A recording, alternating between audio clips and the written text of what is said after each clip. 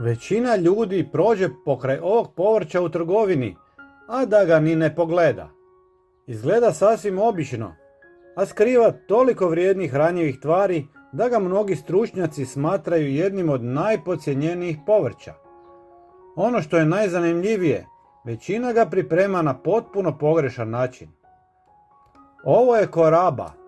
Pripada istoj obitelji kao kupus, brokula i kelj, ali ima blag, sočan i lagano slatkast okus. Prvo odrežite listove jer su i oni jestivi. Zatim ogulite deblju koru i narežite korabu na tanke ploške ili manje kockice. Tako će biti puno ugodnija za jelo i spremna za sljedeći korak. Prije nego vam pokažem što joj uvijek dodajem, svakako se pretplatite na naš kanal, jer sljedeći video će vas zaprepastiti i nikako ga ne želite propustiti.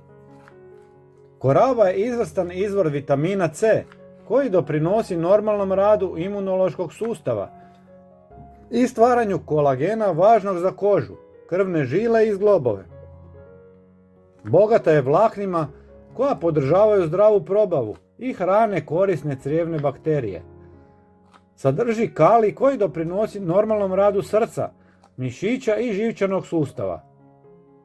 Kao i ostalo povrće iz porodice kupusnjača, sadrži prirodne biljne spojeve koje znanstvenici intenzivno istražuju zbog njihovog mogućeg zaštitnog djelovanja na organizam. Sada dolazi sastojak koji ovu kombinaciju čini još ukusnijom. Dodajte jednu svježu jabuku, narezanu na tanke ploške ili manje kockice. Jabuka daje prirodnu slatkoću, dodatnu hrskavost i savršeno se slaže sa sočnom korabom. Upravo je ova kombinacija jedna od najpopularnijih u mnogim europskim kuhinjama. Sve dobro promiješajte i salata je spremna za posluživanje. Dobit ćete lagano osvježavajuć i hranjiv obrok koji je odličan kao međuobrok, prilog ili lagana večera. Napišite nam u komentarima odakle nas pratite. Vidimo se u sljedećem videu.